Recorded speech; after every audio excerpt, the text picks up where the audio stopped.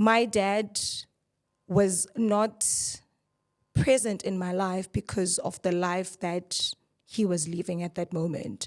So I couldn't remember who my dad is. When I see him in pictures, I'll just have that memory that, oh, this is my dad. So my dad was doing all sorts of things, gangsterism and everything outside of his life. And he passed on when he was in jail. Welcome to the Safe Space Chats podcast with Madam Speaker. My name is Perseverance Maremeni, also known as Madam Speaker, also known as the CEO of Self-Love. If you're joining in for the first time, welcome to the family of healing, self-love and motivation. And if you're returning, thank you so much for the continuous love and support that you are showing me. A big shout out to Virtuous Indoni Lodge, our home. Now, when we get here, we sleep peacefully there. You should check it out, guys. It's a very nice place to be when you're around Midrand. A big shout out to Send Studio, our home. This is the home that we usually shoot our podcast episodes. And we love it, love it, love it here. I'm telling you, if you come here, you're going to love it here as well. A big shout out to E2 Hair Studios. A big shout out to E2 Hair Studios. Today, guys, I'm even looking like Oprah Winfrey. You understand the situation? And that is all thanks to her. A big shout out to Crowned Lioness for dressing me up. This beautiful dress that I'm wearing is from Crowned Lioness. And a big shout out to Hydro Quench. They give us water so that every time when we're busy recording here, we can just, down our wows and our hairs and our hebana with some water. But anyway, without any further ado, we're going to go straight into our guest for today. I'm going to allow our guest to introduce herself and we take it right away. Hello, my darling. Hi. How are you doing? I'm good, thanks. And how are you doing? I'm doing great, thank you. Please do introduce yourself to the people and tell us where you're coming from. All right. Thank you so much for having me. My name is Hlengiwe Malinga. I'm a 24-year-old young, beautiful woman. I'm clothed with dignity and strength, a lover of Christ and a friend of God. I am a born-again Christian, a pastor, a worshiper, and also I have a very strong relationship with my spirituality. I was born and bred in Midlands, a place called Ndofaya.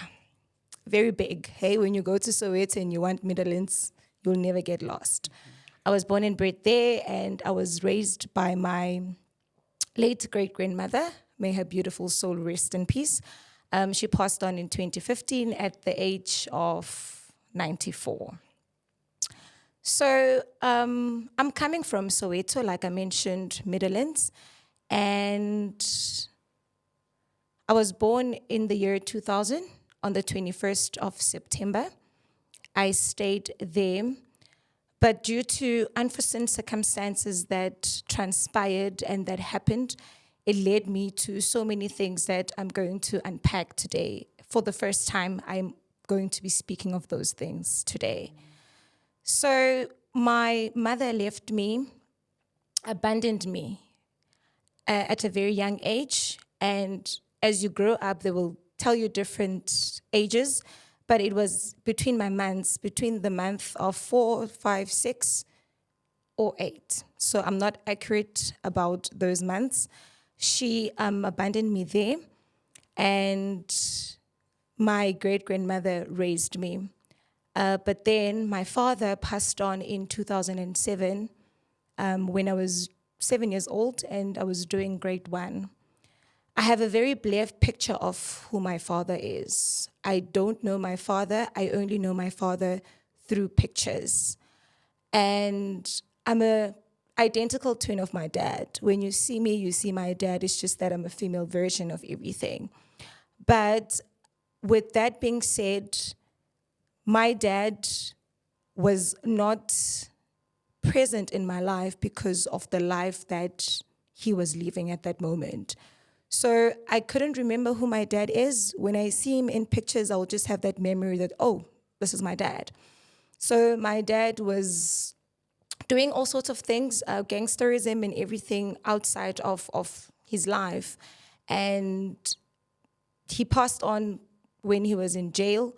And I didn't have that relationship with him. I didn't know him as much as I wished I could. And at that moment, when my dad passed on, I said, or I felt that I'm an orphan, And my dad passing on and my mom not even coming to the funeral actually hit me to the core to say, okay, you don't have both parents now. It means, And being raised by a great grandmother, you don't get they don't get the opportunity to do everything for you as you would love them to do, not because of money, but because of age, because of are they capable of doing those things? Are they capable to come to school meetings? Are they capable to be present in every? And coming from a Black society, those things they don't see as important to be present, especially in a young child's life, you know. So I struggled with having my birth certificate. My mom was earning my social grant, had my birth certificate and stayed with it. And I needed those things as I'm starting school. I'm in school. I can't play sports. I can't do anything because I need my birth certificate.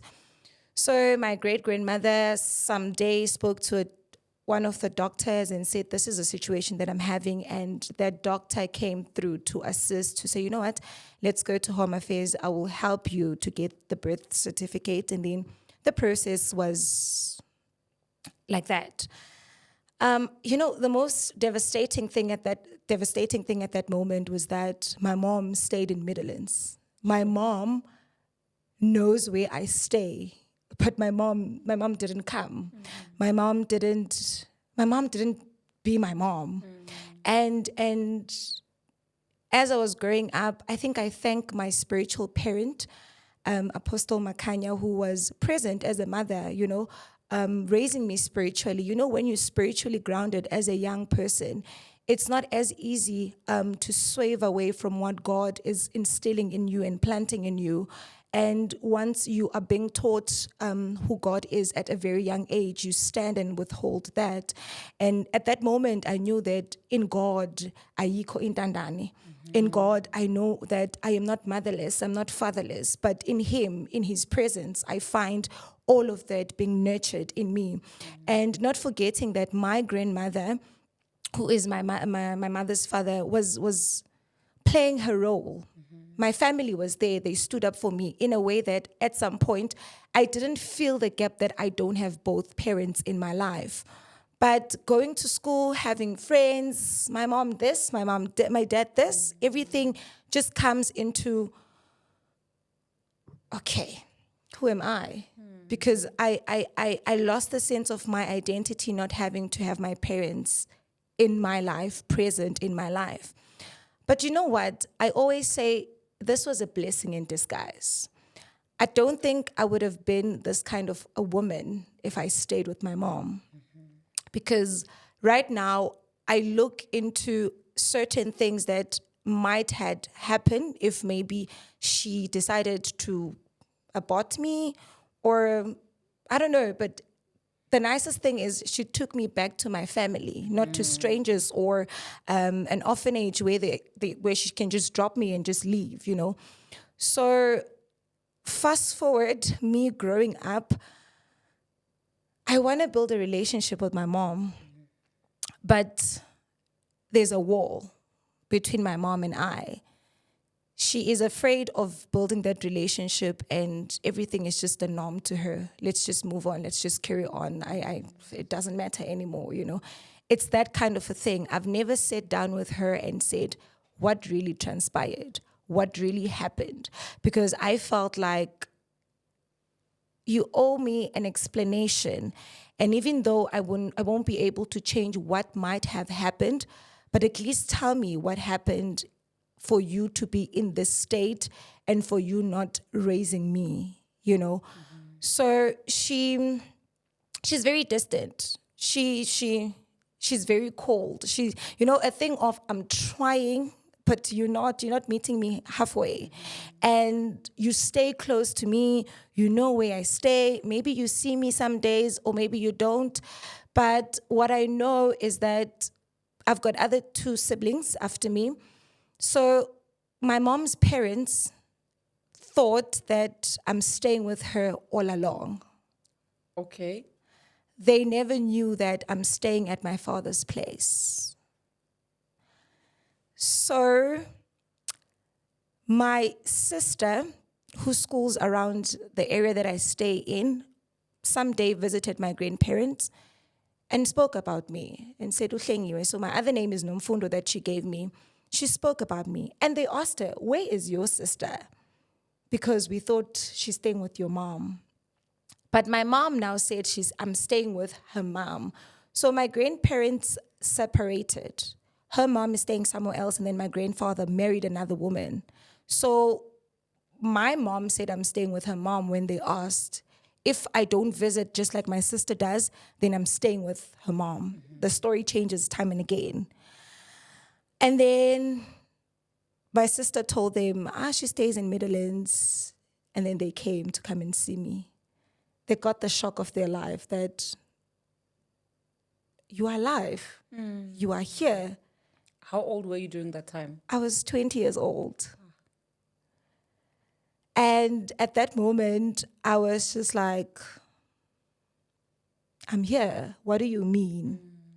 Because it was even before, I couldn't get to write my matric. I struggled, but I finished by God's grace because I didn't have an ID. She didn't want to do an ID for me. She kept on saying, no, they must pay in Logini. And I was just like, but they raised me, these people. They did everything for me. Why are you making it so difficult, more especially in the final year of me having to complete my matric? At least you didn't give me everything that I wanted. Can you just at least give me this? And also, you're the one who dropped me off there. You know?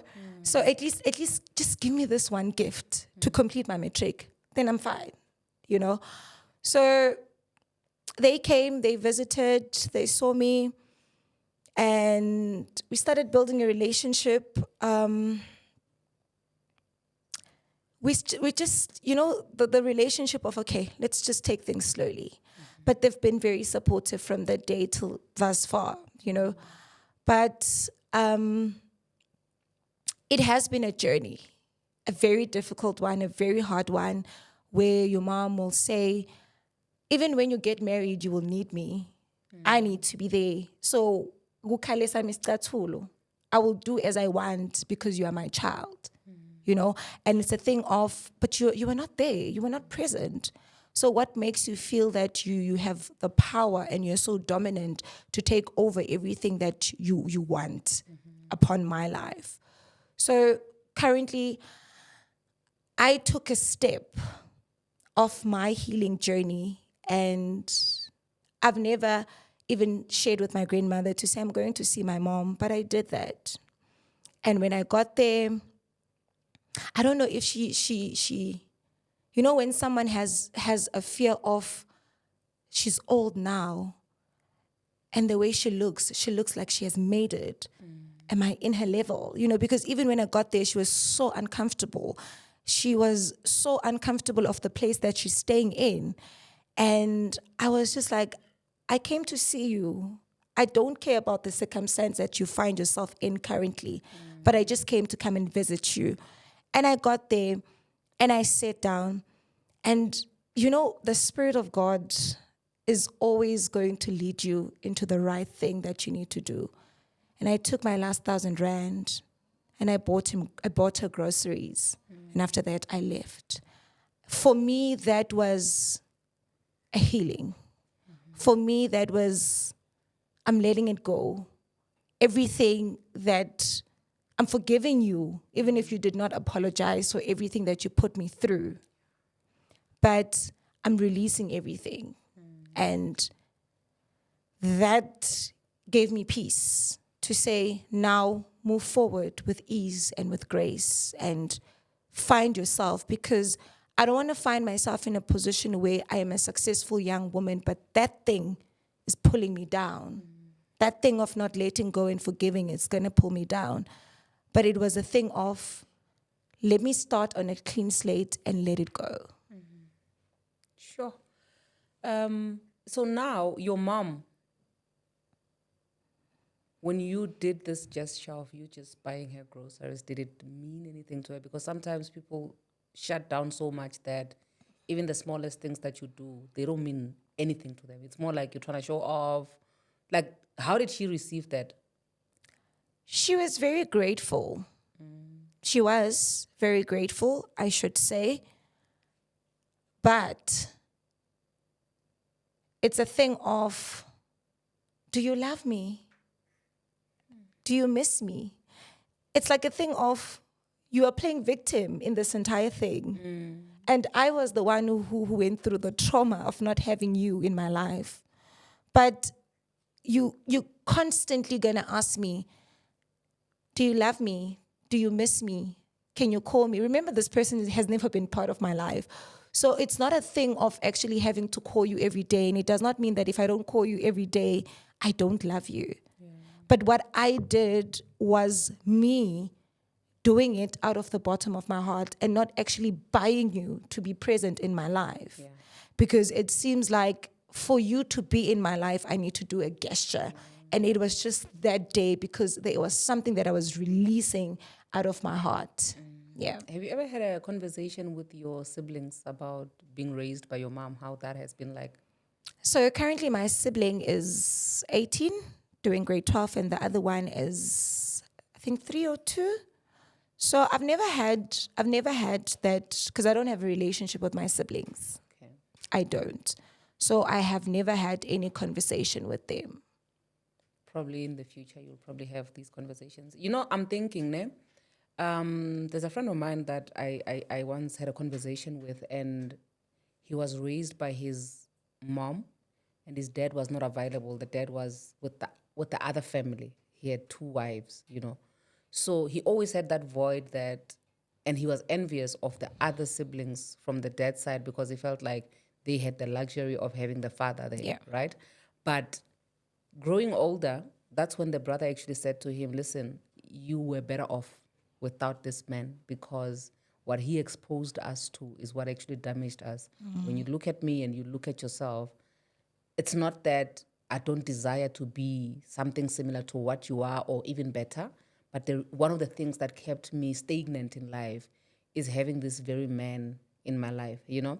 So as you are sharing your story, I'm thinking to myself, maybe because you haven't had these conversations with your siblings, it could be that they envy you or they wish, or maybe you have no idea that actually you growing up where you grew up without her was a blessing in disguise because maybe you growing up with her around, it wouldn't have turned out the way that things are looking out for you now.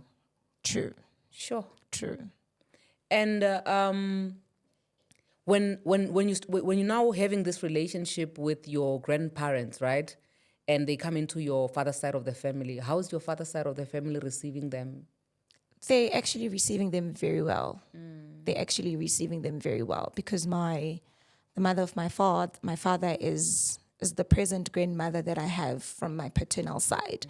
So she engages very well with them. She's been my source of strength. My grandmother is now my pillar. She's just everything to me. So them coming in, it just fits well. And I always say my grandparents are everything and more to me. Sure.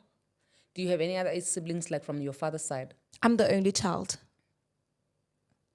You know, I'm looking at you and I'm trying to figure out Raquel. It's like it's a mystery, sort of. It is a mystery because, like I said, whatever that we go through does not actually define who we are. Yeah. And it's the greatness in me that actually overshines everything that I've been through. And I certainly don't allow those kind of things to actually pull me away from who I am. Because yes, I'm not the only person who does not have parents. And I'm not the last person who doesn't have parents. It's just a thing of, as a society, we make it feel as if it's greater than us becoming who we want to be. Yeah. We take it and we embrace it, and that causes us as young people to step back into our dreams and our goals and to focus on they are not here. Yeah. But the question is, if they're here, what difference, what impact, what change? Because I am running my race. My parents have their own lives and their own races. And it means that for me, my story ended in 2007 with my dad. And my story ended in that year when my mom decided to say, I'm stepping back. So it's actually a thing of, it was painful. It's been there. I will cry about it. But tomorrow you wouldn't even see that, oh, she was crying about what happened, you know. So it was a thing of, Girl, get up. Okay. Let's say the Lord remembers your mom, Yeah, right? Because we are all going, right? true. Are you content with not having to hear your mother say to you why she was not in your life? Are you like entirely okay with the fact that, listen, I've done my part and I've had so many people in my life who have been present, but this one, that my biological mother was not there? And I'm asking this question because there are so many people that actually regret after their parents passed away to say, okay, maybe I should have asked, I should have pushed hard enough to get the answers. Does that even cross your mind? Do you feel like you getting an answer, her just answering to you and being accountable, do you think that will make any difference in your life right now? That's a difficult one, hey? I just had to sigh. Yeah.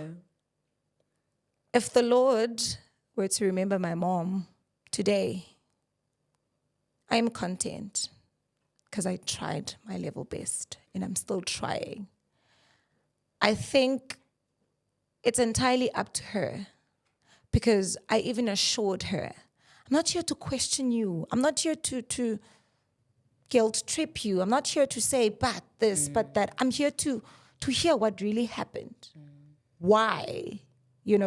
So it's a thing of, I don't know if she's not ready. I don't know what's happening with her. I really don't know. But with me, I am more satisfied and I'm more content because I've been trying. I've been trying and I've been there. So as much as I don't stay with her, I would communicate with her. I would greet her, but if someone is not willing to meet part with you, then there's absolutely nothing that I can do. So it's a thing of, it's a relationship that needs to be built by two people. But if I'm the only person that's striving to work on that and she's just, then there's nothing I can do. Yeah. Okay. This one is I'm actually looking at the spiritual aspect side of things, right? To say that we go to church, we find church, and we form relationships with people. I have so many people that they are more than just fellow brethren from church, that they are now like part of the family, part of my family, because of the relationship that came just by us desiring to have a relationship with God, which then turned out to spill over and then have relationships with other people. You referred to a lady that My spiritual mother. your spiritual mother. Yeah. Would you say that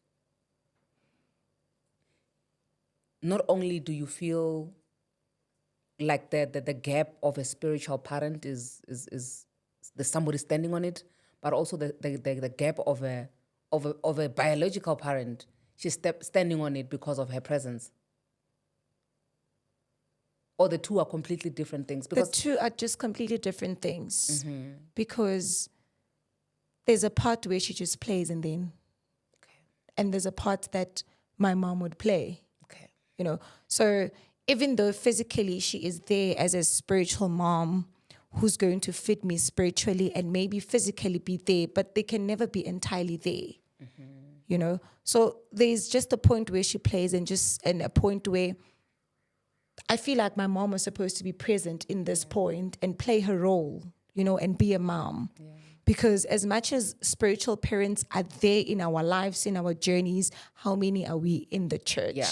There are so many of us that are going through so many things that are challenged in life, and they need to look into all of those aspects of different people.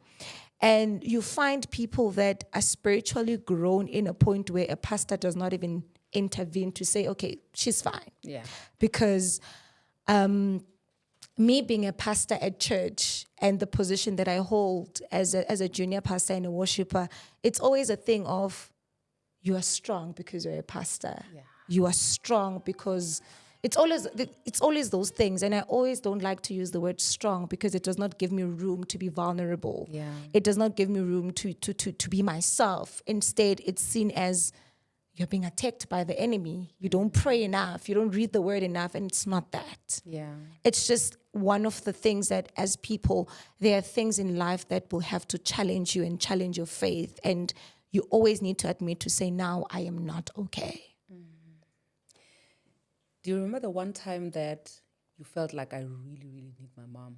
I wish my mom was here. Yes. Do you want to share? Yeah, I can. Yeah, I can. Yeah. When I went to my matric dance, it nearly didn't happen. Like I said, being raised by a grandmother who's also looking into her grant to support you, to do everything for you, school. And I remember the day before my matric dance, I cried until my pillow was so wet. And I thought to myself that I'm the president of the school. I need to be there. I need to go and deliver a speech. But it seems as if it's not happening. Yeah. It's not happening. And I was just like, you know what? It's not going to happen. I'm fine. And in that process, my father's uncle, which is my grandfather, passed on, and the following day it was going to be the funeral. So 2 days before the matric dance. And little did I know that my grandmother had something in store for me, or surprised me to say, you know what, on Friday I did everything. I remember going to the tailor and saying, I want a red suit. I want this. I want that. And everything was just done in short notice, but it all went so well and it was so beautified. But at that moment, I felt like my mom really, really disappointed me, especially when it comes to her seeing me in this state, because you missed my graduation when I was a child. You missed so many things, Even now, there are so many things that you're missing out on because you still have that, I don't know what's happening, But I wish she was there. I definitely wish she was there. So, the one stage of grieving that I'm actually recalling as you are sharing with me now is the part where I was angry at my mom for not being there when I was graduating. It was one of the usually when you don't have a mom, the happiest days of your lives are, or when you don't have a parent, the happiest days of your lives are days where you wish they were there. So when everybody's happy and everybody's joyful, you are also happy, but you have that emotional thing that, I wish this person was here. So I remember being angry at my mom during my graduation because I wish she was there. But now the difference is that my mom, the Lord had already remembered her, and with her having been remembered by the Lord already, I have a stepmother. Mm-hmm. Before you got here, when we were busy preparing for one of the recordings, I was on the phone with my stepmother and I was even putting her on speaker. I was flexing to the people in the room saying, listen to my mother, because I stored her as mommy on the phone. Yeah. I said, listen to my mother telling me that she loves me. Do you know how difficult it is for people who were born in the 60s to say, I love you? True. But she was saying it, So I had that woman who was a mother to me, but she never replaced the Your one mom. that was gone, regardless of whether, because I knew for a fact that my mom didn't want to die. I'm saying this because I feel the need to say it, that you should keep trying until the very last day in terms of just working on your relationship with your mom so that when the Lord eventually remembers her and moments like these, because they're definitely coming, it's part of life. When they come, you will be happy and sad at the same time, but remembering that when she was still alive, you kept on trying every single day. So I just really want you to keep on trying to, not for her, but for you, so that when she's long gone, at least you won't be crying, hitting yourself on the ground. It will be soft, it will be grass. So I really just felt like saying that to you, Yeah. But I want us to move to the happy stuff now. You understand what I'm saying? Smart girl. Yeah. Yes. Yeah. Tell me a little bit about all the things that are right there behind you. Like, girl. Like,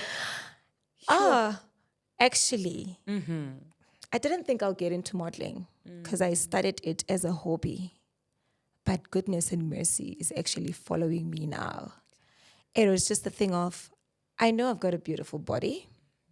I know I love everything about me. One thing about me, I'm going to flex about everything so that when you decide not to like anything about me, already I affirm myself all the time.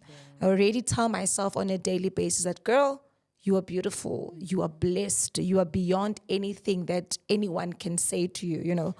So it started, I was actually going to meet with one of the ladies who is the director of Miss Purpose for me being an MC. So I'm a public speaker, I'm a motivational speaker, I'm Jack, and I master them all because I love what I do, hey? So I went to go meet the director, and when I got there, she was like, girl, I don't want you to be anything. I don't want to be, just be part of the pageant. And I'm just like, so much work, so much attention, so much.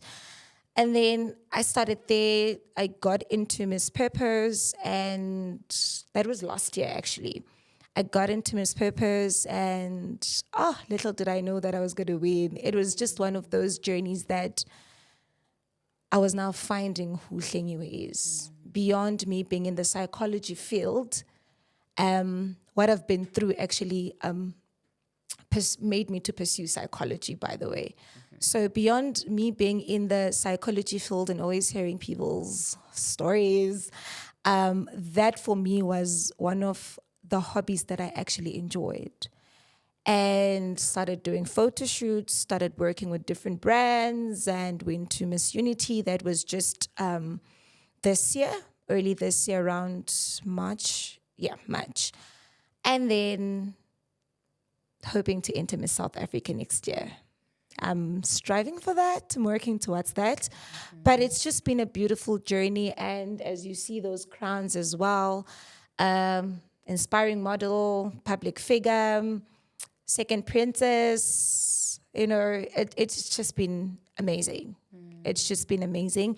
And hoping to grow more in the modeling industry and not only end there, but people would often say, why don't you just do content creation? I'm like, you know what, guys, it's a lot of work.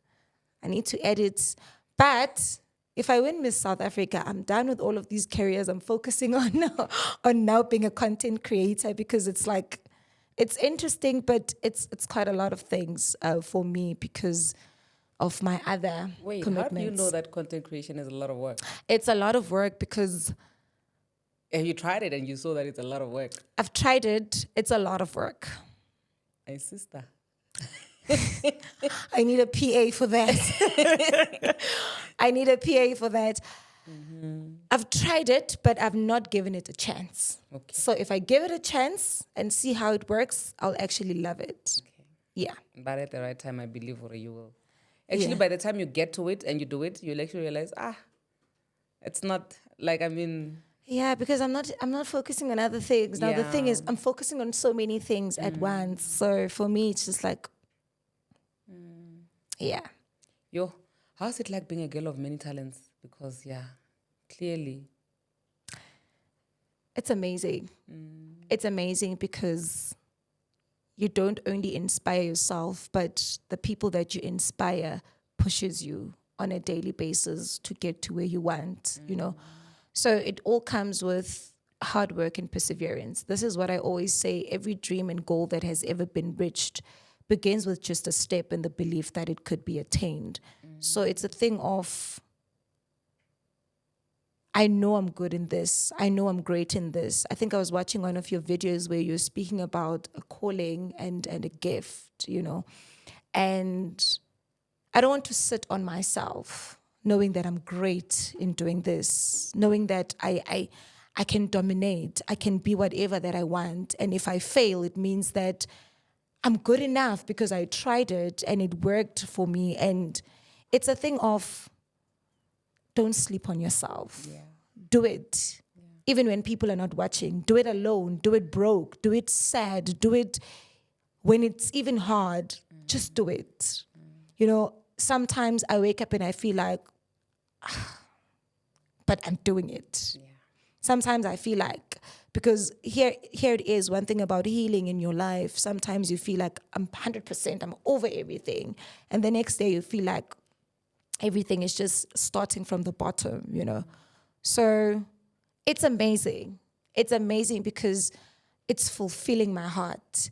I don't want to live in my times. I don't want to live in, I regret not.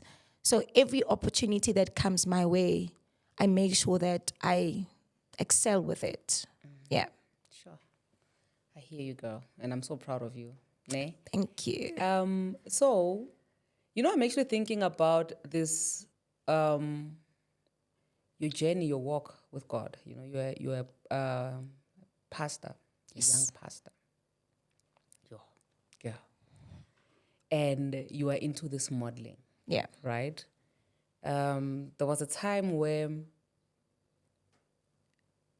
I watched a young girl having her dream of being in the modeling industry crash and burn because of the belief, the type of church that she was attending. And I'm really curious to know from you to say how does your calling, how does it work, together with the modeling? How have people been able to receive you? And also I have another colleague who's a pastor who's kissing people on the screen. So so I just want to understand so how do you then balance the two? God will never give you something that he can never sustain. As much as I'm a young pastor and I'm in the modeling industry, for me, it's a thing of, you have given me this talent and I need to use it.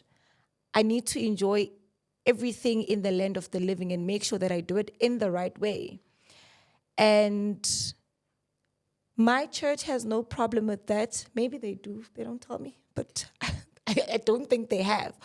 Because I've always been mindful of everything that I do personally. There are things that I post on my socials and the things that I don't post. Like even when I go just for a swimming or go to the beach, personally, it's just a personal thing. I don't take my pictures wearing a bikini and post them. It's just has been me. So even in my modeling industry, I will take pictures and post of different attires, but not with my swimming. And some of the modelings are not the same because some they just don't want you to wear that, So for me, it's not anything that will move me out of what I love, but also being mindful of my journey. Also, is it aligning to me? Is it the right thing for me? And if it does not come the way God wants, then I will have to let it go. But at this point, I don't see any problem. Because I'm thinking to myself, probably by the time you get to Miss South Africa, Yeah. It's not going to be entirely up to you whether you want to post pictures in Oh, I bikinis or don't. not. And that doesn't bother you? It doesn't. Okay. It doesn't bother me. Because I think a lot of us mistake having to take in what the Word of God is saying about us and our gifts and our talents and everything that God has given us, and having to take in what people say. Yeah, true. Because at the end of the day, you still have to be corrected, Yeah. as a young pastor by those that are, it's fine. But the point that I'm trying to make is that when it gets to a point where you need to be corrected, does it matter what other people have to say or how other people view you? Or is it all about you? It's all about me. Okay. Because when I said I am doing modeling, I knew what comes with modeling. And I knew what I have to do and what I don't have to do. And there are so many things that people are doing that are not shown because they hide those things. They are afraid of being seen. But it's a thing of, this is me. And accept me as I am. You know, there's a lot of people who actually believe that modeling is just about, being naked on the screen and Yeah. being beautiful and whatever. Can you just teach the young people out there Yeah. about the things that you get to learn which empower you as an individual through your journey of modeling? Because I know, because I've been a judge at a beauty pageant a couple Yeah. of times, and I understand what goes into preparing for that. Yeah. But I want people to hear it from you. Yeah, being a model is so nice, and being in modeling is one of the journeys that gives you a greater opportunity. Number one, I found who I am and what I wanted. And secondly, you grow. You meet with your destiny helpers. You meet with great people. And never be afraid of dreaming, and never be afraid of making mistakes. And me winning in a certain pageant does not mean I'll win in another pageant. It's a win or lose kind of a game. But you just need to keep your momentum. You just need to keep your urge of why exactly I started. And being in the modeling industry, know that there's an impact that you need to make out there as a young person. What do you want? Who are you? What do you want to change? You must have your W questions that come in handy with the journey that you're starting. So it's so broad to an extent that you grow, you learn public speaking, because you can't be afraid of the mic. You can't be afraid. Stage fright is there. I get butterflies at times, like today. But it's just the thing of get used to people. Yeah. You get trainings. You do the walk. You walk the walk. You do the spins. It's just as amazing.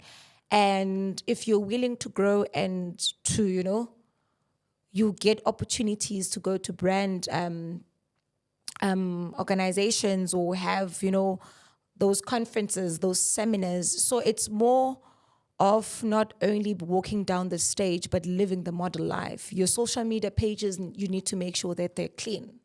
There's nothing that's implicating you into certain things. You have to be transparent to the world, to yourself, everybody. What they see, it's what they need to get, So that journey comes with discipline, and it comes with hard work, and it comes with perseverance. And like I said, sometimes you'll feel discouraged because I didn't win in that pageant, but I know I'm a queen. I know I do this. It's not about that. It means that other greatness that was there with you, it was meant to outshine you at that moment. But it does not mean that you're not as good as you think you are, And one thing I always say, I even shared it on my social media pages, is that don't be afraid of greatness. When you see one, attract yourself into greatness. When you see greatness, it attracts more of your blessings. And it's a thing of, I'm not going to post you because you post me. I'm not going to support you because you support me, but I support you because I see the greatness in you. So if we can learn the thing of, don't be afraid of greatness, recognize it when you see it, go into it, and find attachment with great things and great people in your life. Sure. Yeah. That is amazing. People who have never been really exposed to pageants, and Yeah. they think it's all about beauty. But I've come to learn that it's a lot about brain, True. more than beauty. True. And also training your mental muscle, Yeah. because you need to be strong and ready for everything and anything. Yes. Because, like, for example, if you're saying that you can work so hard, some of the requirements for you to actually qualify to be in a pageant, things like you need to have a foundation that you are working with, or an old age home. Yeah. You need to be giving back to the community, True. give out pads. You need to be speaking publicly, Yeah. helping people. You do all of that, right? And at the same time, you still must be a specific. There are some other ones where they will measure your waist to see, you can't be beyond this weight. Yeah. And the height as well. Teach you the walk. You need to look like a queen on the outside. Yeah. But there's a lot of work that goes on the inside of it, so much that by the time you are done and you don't even make it to top 3, you're asking yourself, for the past 3 months I've been preparing for this. True. So it requires a lot more than you just looking. Beauty on its own Yeah. is like maybe 5%, I don't know the percentage, because the rest of the things actually requires a lot of brains, work. yeah. So I feel like that is one thing that, in as much as people will look at you beautiful, having done so much, and they see themselves doing that as well. But the one thing that I feel like it needs to be pushed out there, especially in this field, is that you need to train a lot of muscles, not only also your spiritual muscle as well. Yes. Because that's when you see people on Miss Universe, right? They're friends, they're crying, they're happy because one person won. Yes. Then you get to understand that the amount of work that actually went in and building this friendship or this relationship and the prayers and everything that went in there is actually the result of what you are seeing on the stage, where the event is like 1 hour. You've been preparing for the past 3 months for something to just take a place for like 1 hour. So yeah, it's a lot. But we have to wrap up now. In closing, what do you want to tell the youngings out there?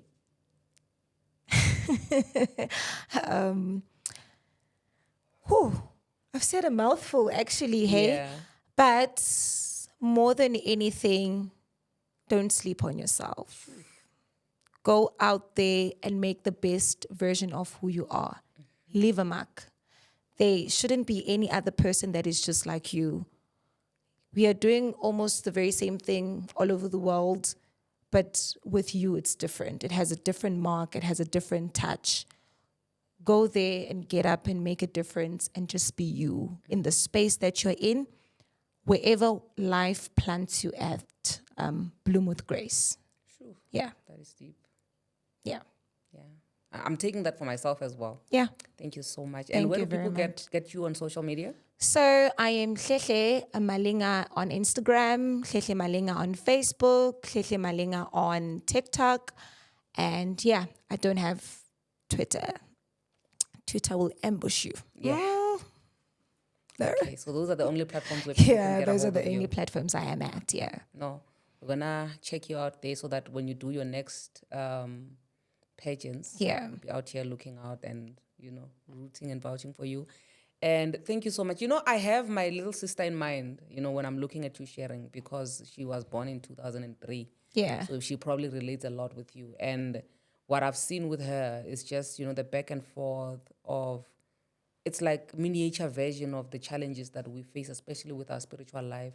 And I appreciate the fact that you are putting it on a pedestal to say, listen, you can be stylish, you can be fashionable, you can be this smart girl, you can face challenges from a young age. Yeah. But when God is at the center of it all, there's absolutely nothing that you cannot overcome. True. And you being able to sit here and overcoming and being the strong, confident person that you are, I feel like it should be an inspiration for a lot of people who are younger than you or in your age group, to say that, listen, let's make Christ fashionable.